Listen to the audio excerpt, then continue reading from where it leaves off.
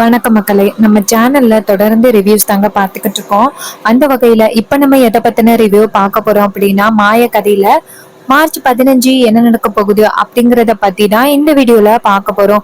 So மறக்காம இந்த வீடியோக்கு லைக் பண்ணிக்கோங்க, நம்ம சேனலை சப்ஸ்கிரைப் பண்ணிட்டு பக்கத்துல உள்ள பெல் ஐகானையும் கிளிக் பண்ணி ஆல்னு செட் பண்ணிக்கோங்க. அப்பதாங்க அடுத்த வீடியோஸ் போடும் பொழுது உங்களுக்கு நோட்டிபிகேஷன் வரும் பார்க்கலாம். சரி வாங்க வீடியோல என்ன நடந்துச்சு அப்படிங்கறத பத்தி நம்ம இப்ப பார்ப்போம். பத்மா அப்படி ரொம்ப கேவலமா மாயாவோட நடத்தைய பத்தி பேசினதோட மாயாவுக்கு ரொம்ப கோவம் வந்துருது.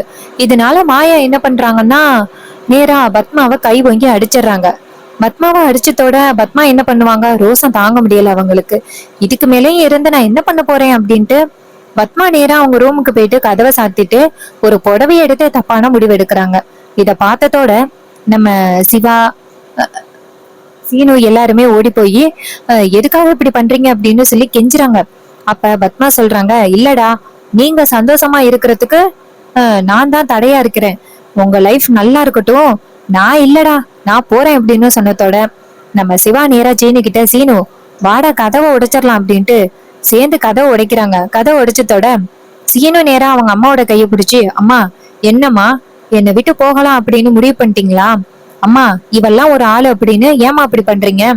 பத்மா சொல்றாங்க, டேய், இவ என்ன கை ஓங்கி அடிச்சிட்டாடா, மாமியார மருமக அடிச்சிட்டா அப்படின்னு ஊருக்குள்ளா பரவி போயிரும். எல்லாரும் என்ன காரி துப்புவாங்க. நான் உயிரோட இருந்து என்ன பண்ண போறேன், என்ன விட்டுருடா. அப்ப சீனு சொல்றாரு, அம்மா இருங்கம்மா, நான் அவளை கண்டிக்கிறேன்.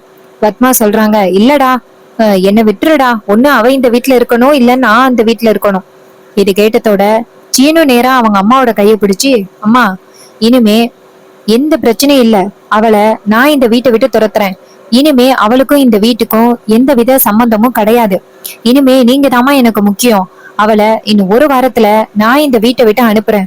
இது நான் உங்களுக்கு செஞ்சு கொடுக்கற வாக்கு அப்படின்னு சொல்லி சீனு சத்தியம் பண்ணி கொடுக்கறாரு. இத பார்த்ததோட மாயாவுக்கு ரொம்ப அதிர்ச்சி. சீனு இப்படி பேசுவான் அப்படின்னு மாயா எதிர்பார்க்கல. நம்ம ஜானகி எல்லாருமே அதிர்ச்சி ஆகுறாங்க. அப்பதான் மணி நேரா பத்மாவை பார்த்து, ஏன் பத்மா நீ இப்படி பேசுறியே, மாயாவணி என்ன பேசுன அப்படிங்கறத சீனு கிட்ட சொல்ல. அப்ப நம்ம சீனு சொல்றாரு, எங்க அம்மா என்ன பேசுனான்னு, எங்க அம்மா என்ன பேசினாலும் அவ தாங்கிக்க மாட்டாளா, இப்படிதான் கை வாங்கி அடிப்பாளா, நாளை பின்ன எங்க அம்மா வேற ஏதாவது சொன்னாலும் எங்க அம்மாவை இப்படிதான் அடிப்பாளா? இத கேட்டதோட மணி சொல்றாரு, டேய் சீனு, முட்டாள் மாதிரி பேசாத. உங்க அம்மா என்ன பேசுனாங்கன்னு தெரிஞ்சிச்சுன்னா நீ ஏன் கோவப்படுவ? அப்ப சீனு சொல்றாரு, எங்க அம்மா என்ன பேசுனான்னு மாமியார் தானே பேசுறாங்க, அத கூட அவளால பொறுத்துக்க முடியலைன்னா அவ எதுக்கு இந்த வீட்டுல இருக்கணும்? அவ இந்த வீட்டுல இருக்க வேண்டிய அவசியமே கிடையாது. இதையெல்லாம் கேட்டுட்டு மாயா ரொம்ப அதிர்ச்சியாக. அப்ப மாயா நேரா மணிய பார்த்து, மாமா நீங்க எதுவும் சொல்ல வேணாம், அவன் சொல்றது சரிதான். அவன் கடைசி வரைக்கும் அவங்க அம்மா பேச்சை கேட்டுக்கிட்டு இருக்கட்டும். இனிமே அவனுக்கும் எனக்கும் சம்மந்தம் இல்ல. இது கேட்டதோட மணி ரொம்ப அதிர்ச்சியாகி, அம்மாடி மாயா, என்னம்மா நீ இப்படி பேசுற? இங்க பாரு, அவன் ஏதோ கிறுக்குத்தனமா இப்படி பேசுறான், அதுக்காக நீ இப்படி முடிவெடுக்கலாமாமா? அப்ப மாயா சொல்றாங்க, இல்ல மாமா, அவன் லைஃப் நல்லா இருக்கட்டும். அவங்க அம்மா அவனை யாருக்கு கல்யாணம் பண்ணி வைக்கணும்னு ஆசைப்படுறாங்களோ அவங்களுக்கே கல்யாணம் பண்ணி வைக்கட்டும். எதுக்காக நான் அவனோட லைஃபுக்கு எடுத்துக்கிட்டோம்? சீனுவா என்னை வீட்டை விட்டு அனுப்பணும் அப்படின்னு அவசியமே கிடையாது. நானே இந்த வீட்டை விட்டு போயிடுறேன் அப்படின்னு மாயா சொன்னதோட நம்ம ஜானகி ரொம்ப அதிர்ச்சியாகி மாயா கிட்ட, மாயா என்ன மாயா இப்படி பேசுற? அப்ப மாயா சொல்றாங்க, இல்ல பிரியமா, நான் ஏன் ஜீனுவோட லைஃபை ரொம்ப கஷ்டப்படுத்தணும்? அவனுக்கு பிடிச்ச மாதிரி சாருவை கல்யாணம் பண்ணிக்கிட்டும். நான் நாளைக்கு காலையிலேயே இந்த வீட்டை விட்டு போறேன் அப்படின்னு சொல்லிட்டு மாயா நேரா அவங்களோட ரூமுக்கு போறாங்க. மாயா இப்படி முடிவு எடுத்த உடனேயே நம்ம ஜானகி ரொம்ப அதிர்ச்சி ஆக்குறாங்க. அப்ப மணி நேரா சீனுவை பார்த்து, சீனு நீ பண்றது ரொம்ப பெரிய தப்புடா. கண்டிப்பா இந்த மாதிரி கண்மூடித்தனமா உங்க அம்மாவை நம்புறதுக்கு ஒரு நாள் நீ வருத்தப்படுவ பாரு அப்படின்னு சொல்லிட்டு மணி அந்த இடத்துல இருந்து போறாரு. அப்ப பத்மா நேரா சீனுவை பார்த்து, பாத்தியாடா சீனு, இப்ப கூட எல்லாருமே என்னதான் தப்பு சொல்றாங்களே தவிர்த்து அந்த மாயாவை தப்பு சொல்லவே மாட்டேங்கிறாங்க. அந்த அளவுக்கு அவ எல்லாரையுமே மயக்கி வச்சிருக்கா. நான் என்ன தெரியும்னு கேட்டேன் அவகிட்ட, எதா இருந்தாலும் எதுக்கு நீ கதிருக்கு சப்போர்ட் பண்ற அப்படின்னு தான் கேட்டேன். அப்ப சீனு கேக்குறாரு, அம்மா என்னதாம்மா ஆச்சு, என்ன நடந்துச்சு? அப்ப பத்மா சொல்றாங்க, டேய் வீட்டுக்குள்ள வச்சிருந்த 40 லட்சம் பணத்தை அந்த கதிர் திருடிட்டான்.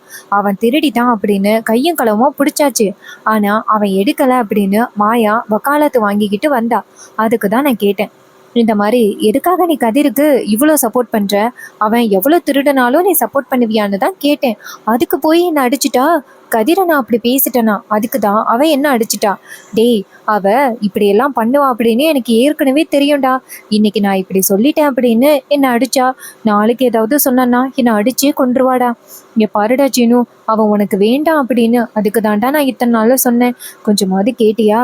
அப்ப சீனு சொல்றாரு, அம்மா நீங்க இத்தனை நாளும் சொன்னது நான் கொஞ்சம் கூட கேட்காம இருந்துட்டேன். இப்பதாம்மா புரியுது, அவளை நான் கண்மூடித்தனமா நம்பிட்டேன். அம்மா இனிமே நான் அவ யாரு சொன்னாலும் நம்ப மாட்டேன். அம்மா உங்களோட லைஃப் தான் எனக்கு ரொம்ப முக்கியம். நீங்க ஆசைப்பட்ட மாதிரி இந்த இவளை நான் வீட்டை விட துரத்திடுறேன். அப்புறம் உங்களுக்கு பிடிச்ச மாதிரி எனக்கு நீங்க யாரை வேணாலும் கல்யாணம் பண்ணி வைங்க அப்படின்னு சொல்லிட்டு சீனு அந்த இடத்துல இருந்து போறாரு. இதை பார்த்ததோட பத்மா ரொம்ப சந்தோஷப்படுறாங்க. எல்லாரும் அந்த இடத்துல இருந்து போன பிறகு பார்வதி நேரா பத்மாவை பார்த்து, அக்கா நீங்களாக்கா அப்படி நடிக்கிறது?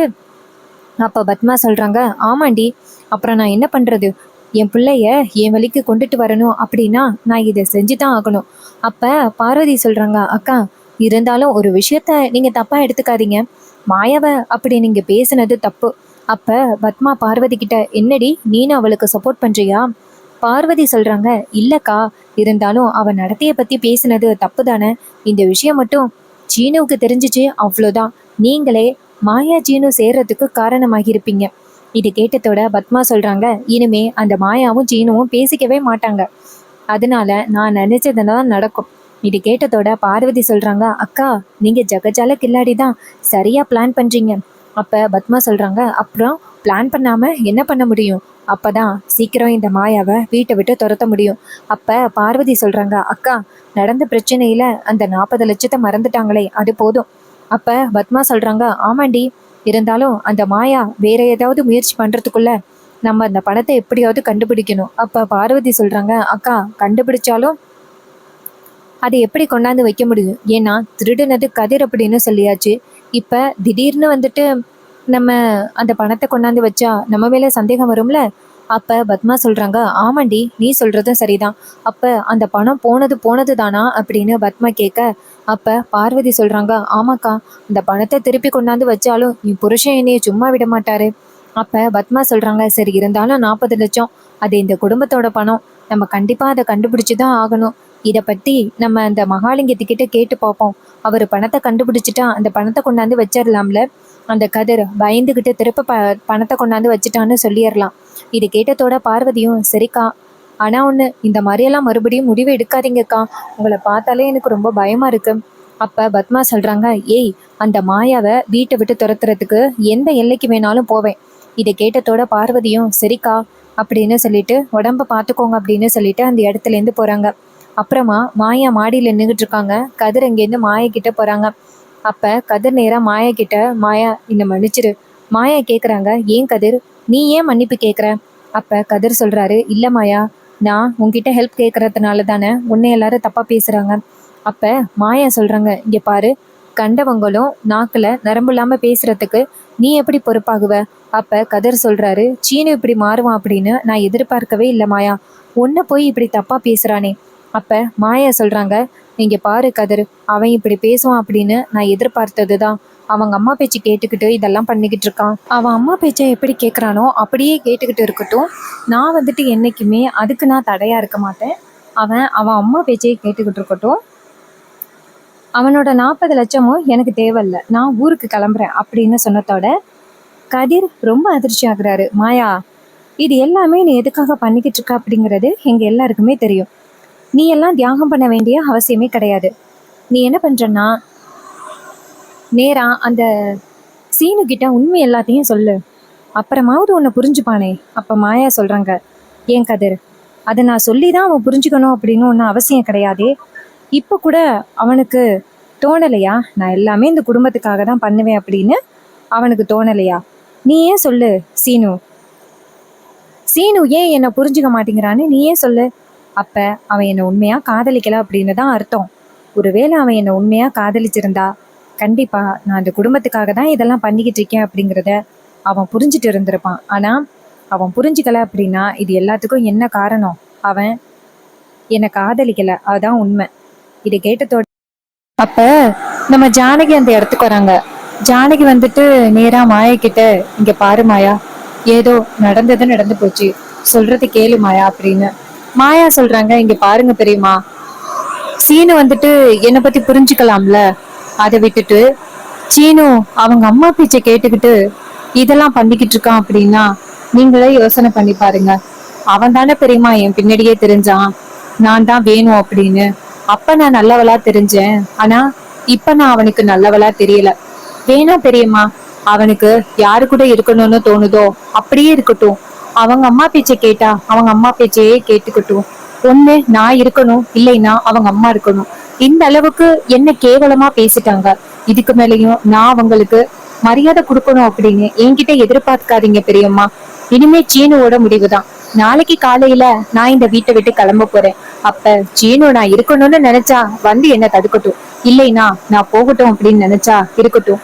இதை கேட்டதோட ஜானகி சொல்றாங்க, மாயா, என்ன மாயா, அவசரப்பட்டு முடிவு பண்ணாத மாயா. மாயா சொல்றாங்க, இல்ல பெரியம்மா, அவனுக்கு அவங்க அம்மாவோட முடிவு முக்கியம் அப்படின்னா அவன் அவங்க அம்மா கூடயே இருக்கட்டும். இனிமே என்ன பத்தி யோசிக்க வேண்டிய அவசியமே கிடையாது. அவன் அம்மா கூடயே இருக்கட்டும் அப்படின்னு சொல்ல, அப்ப ஜானகி சொல்றாங்க, மாயா, இது எல்லாத்துக்குமே ஒரே தீர்வு. நடந்த உண்மைகளை பத்தி நம்ம சொல்லிடலாம். அதுக்கப்புறம் உன்னை பத்தி சீனு புரிஞ்சுப்பான்னு. அப்ப மாயா டக்குன்னு, ஐயோ பெரியம்மா, பிரச்சனை பெருசாகுமே தவிர்த்து பிரச்சனை முடியாது, என்னோடயே போகட்டும். சீனு என்ன நல்லா புரிஞ்சுக்கிட்டான் அப்படின்னு நினைச்சேன், ஆனா சீனு இத்தனை நாளும் என்னை வெறுத்துக்கிட்டு இருந்திருக்கான்னு இப்பதான் புரியுது. பெரியம்மா, நீங்க உண்மையா சொல்ல வேணாம். அவனே நான் செஞ்சது நல்லதுக்கு அப்படின்னு தெரிஞ்சுக்கிட்டா என் கூட வரட்டும், இல்லைன்னா அவன் அவன் அம்மா பேச்சு கேட்டுக்கிட்டு இருக்கட்டும் அப்படின்ட்டு மாயா கோவமா போவ. ஜானகி கதிரை பார்த்து, என்ன கதிர், மாயா இப்படி பிடிவாதம் பிடிக்கிறா? அப்ப கதிர் சொல்றாரு, அப்புறம் சும்மாவா அத்தை, பத்மா அத்தை பேசினது சரியா, நீங்களே சொல்லுங்க. அப்ப ஜானகி சொல்றாங்க, அவரு மட்டும் இருந்திருந்தா இந்த பிரச்சனை ரொம்ப பெருசாகி இருக்கும். அப்ப பத்மா சொல்றாங்க, ஆமா அத்தை, ஆனா இப்படி எல்லாம் பத்மா சித்தி பேசுவாங்க அப்படின்னு நான் எதிர்பார்க்கல. மாயா ரொம்ப காயம்பட்டுட்டா. கண்டிப்பா அவளோட முடிவை இனிமே யாரும் குறைக்க முடியாது. இது கேட்டதோட என்ன பண்றதுன்னே புரியல ஜானகிக்கு. அதே நேரத்துல கார் வருது. கார் வந்ததோட ஜானகி சொல்றாங்க, ஐயோ அவரு வேற வந்துட்டாரு. இந்த பத்மா தேவையில்லாம மாயாவை பத்தி தவறா ஏதாவது சொன்னா பிரச்சனை ஆகிருமே, என்ன பண்றது? கதர் சொல்றாரு, அதோட 40 லட்சம் பணத்தை நான் தான் திருடிட்டேன்னு சொல்றாங்க. ஆனா அத்தை, நான் உண்மையிலேயே அந்த 40 லட்சம் பணத்தை நான் எடுக்கல. வேற யாரோ ஒருத்தவங்க அந்த பணத்தை எடுத்திருக்காங்க. ஆனா அது யாருன்னு தெரியல. சாவி எப்படி ஏன் ரூமுக்கு வந்துச்சுன்னு கூட தெரியல. அப்ப ஜானகி சொல்றாங்க, இங்க பாரு கதிர், யாரோ உன்னைய மாட்டி விடணும் அப்படிங்கறதுக்காக தான் இத பண்ணிருக்காங்க. இங்க பாரு கதிர், நீ கவலைப்படாத, உண்மை என்ன அப்படிங்கறத மாயா சீக்கிரம் கண்டுபிடிச்சிருவா. இதை கேட்டதோட கதிரும், அது எனக்கு தெரியும் அத்தை அப்படின்னு. அப்புறமா ரகுராம் வீட்டுக்கு வந்ததோட வீட்டுல நிறைய பொருட்கள் செதறி கிடக்கிறத பாத்துட்டு என்னாச்சு அப்படின்னு கேட்க, அப்ப பத்மா ஓடி வந்து சொல்றாங்க, என்ன மாயா அடிச்சுட்டான் அப்படின்னு. அப்ப மணி எங்க இருந்து வந்துட்டு, ஏன் பத்மா மாயா அடிச்சுட்டா அப்படின்னு சொல்ற, ஆனா மாயாவை பத்தி நீ என்ன சொன்ன, எதுக்காக மாயா அடிச்சா அப்படிங்கறத பத்தி சொல்ல மாட்டேங்கிற? அப்ப பத்மா சொல்றாங்க, நீங்க சும்மா இருங்க. அப்ப ரகுராம் சொல்றாரு, பத்மா என்ன சொல்ற? அப்ப பத்மா சொல்றாங்க, அண்ணா இவ எப்ப பார்த்தாலும் கதிருக்கு சப்போர்ட் பண்ணிக்கிட்டே இருந்தா, நீ எதுக்கடி கதிருக்கு சப்போர்ட் பண்ற அப்படின்னு கேட்டேன், அதுக்கு என்ன அடிச்சிட்டா. அப்ப மணி சொல்றாரு, ஐயோ அத்தனையும் பொய் சகல, இவ மாயாவோட நடத்தைய பத்தி ரொம்ப கேவலமா பேசினா, இதனாலதான் மாயா கோவப்பட்டு அடிச்சுட்டா. ஒருத்தரோட நடத்தைய பத்தி தவறா சொன்னா அவங்க சும்மா இருப்பாங்களா? நீயே சொல்லி பாருங்க. இது கேட்டதோட ரகுராம் பத்மாவை பார்த்து, என்ன பத்மா இது? அப்ப பத்மா சொல்றாங்க, இங்க பாருங்கன்னா அவங்க சொல்றாங்களேன்னு நம்பாதீங்க. அப்ப நம்ம பாட்டி சொல்றாங்க, ரகு, பத்மா பேசினது கொஞ்சம் கூட சரியே இல்ல. ஒருத்தரோட கேரக்டரை பத்தி தப்பா சொன்னா யாருதான் அமைதியா இருப்பான்? இதை கேட்டதோட நம்ம பத்மா ரொம்ப அதிர்ச்சியாகி நிக்க. அப்ப மணி கேக்குறாரு, ஏன் பத்மா இப்ப பேசு, நீ என்னெல்லாம் பேசுன, இப்ப பேசி பாரு. அப்ப பத்மா சொல்றாங்க, எல்லாரும் சேர்ந்து மாயாவுக்கு சப்போர்ட் பண்றீங்களா? அப்ப மாயா இங்கேருந்து கையில பேக்கோட வராங்க. இத பார்த்ததோட பத்மாவுக்கு மனசுக்குள்ள சந்தோஷம். அப்ப மணி கேக்குறாரு, மாயா என்ன மாயா இது? அப்ப மாயா சொல்றாங்க, இல்ல மாமா, ஆரம்பத்துல இருந்து நான் வீட்டுல இருக்கிறது இவங்களுக்கு பிடிக்கவே இல்லை. கடைசியா என் கேரக்டரை பத்தியும் தப்பா சொல்லிட்டாங்க. இதுக்கு மேலயும் நான் இந்த வீட்டுல இல்ல அப்படின்னு சொல்லிட்டு மாயா பைய எடுக்க, அப்ப பாட்டி நேரா மாயாவை பார்த்து, மாயா நீ இந்த வீட்டுல கல்யாணமான பொண்ணு, எங்கம்மா போற? அப்ப மாயா சொல்றாங்க, இல்ல பாட்டி என்ன மன்னிச்சிருங்க, நான் இதுக்கு மேல இந்த வீட்டுல இருந்தேன்னா எனக்கு கொடுக்க வேண்டிய மரியாதை எல்லாமே போயிடும். இதுக்கு மேலயும் நான் இந்த வீட்டுல இல்ல, என்ன மன்னிச்சிருங்க பாட்டி, நான் இந்த வீட்டை விட்டு போறேன். நான் எங்க அப்பா இருக்காருல்ல, நான் அங்கேயே போறேன். இதுக்கு மேலயும் நான் யாருக்கும் சுமையா இருக்க விரும்பல. என்னால யாரும் வருத்தப்பட வேணாம், நான் போறேன் அப்படின்னு சொல்லிட்டு நம்ம மாயா வந்துட்டு பைய எடுக்க, இத பார்த்துட்டு ஜானகி ஓடி வந்து, மாயா என்ன மாயா இது, என்ன பண்ற? அப்ப மாயா சொல்றாங்க, இங்க பாருங்க பெரியம்மா, என்னை மன்னிச்சிருங்க, இதுக்கு மேலேயும் நான் இந்த வீட்டுல யாருக்கும் பிரச்சனை கொடுக்கணும் அப்படின்னு நினைக்கல, நான் போறேன் அப்படின்னு சொன்னதோட நம்ம ஜானகி சொல்றாங்க, நீ போனா நானே இந்த வீட்டுல இருப்பேன் அப்படின்னு நினைக்கிறியா? நானே இந்த வீட்டை விட்டு போறேன் நான் அப்படின்னு சொல்ல, மாயா சொல்றாங்க, பெரியம்மா இந்த விஷயத்துல நீங்க தலையிடாதீங்க, நீங்க தலையிடாம இருக்கிறதுதான் நல்லது. இங்க பாருங்க, எல்லாரும் சந்தோஷமா இருங்க, நான் இந்த வீட்டை விட்டு போறேன். அத்தைக்கு தான் என்ன பிடிக்கலையே, சீனுவுக்கு என்ன பிடிக்கல. இத்தனை நாளும் சீனுவுக்காக தான் இந்த வீட்டுல இருந்தேன். எப்ப சீனுவுக்கு என்ன பிடிக்கலன்னு தெரிஞ்சிச்சோ, இதுக்கு மேலேயும் இந்த வீட்டுல இருக்கிறது நல்லதில்லை அப்படின்னு எனக்கு தெரிஞ்சிருச்சு. அதனால நான் போறேன் அப்படின்னு சொல்லிட்டு கிளம்பினத்தோட நம்ம பத்மா ரொம்ப சந்தோஷப்படுறாங்க. இப்பதாண்டி சரியான முடிவு எடுத்திருக்க, இப்படி ஒரு முடிவை நான் எதிர்பார்க்கலடி, கிளம்பு அப்படின்னு சொன்னதோட அப்ப மணி சொல்றாரு, மாயா என்ன மாயா இது? மாயா சொல்றாங்க, மாமா என்ன மன்னிச்சிருங்க. மாயா சொல்றாங்க, என் முடிவை இதுக்கு மேலேயும் யாரும் மாத்த முடியாது, நான் கிளம்புறேன் அப்படின்னு சொல்லிட்டு அந்த இடத்துல இருந்து கிளம்புறாங்க. இதையெல்லாம் பார்த்துட்டு ரொம்ப அதிர்ச்சி ஆகுறாங்க ஜானகி. ஜானகி நேரா மாயாவை பார்த்து, மாயா நீ போனா நானும் வருவேன்.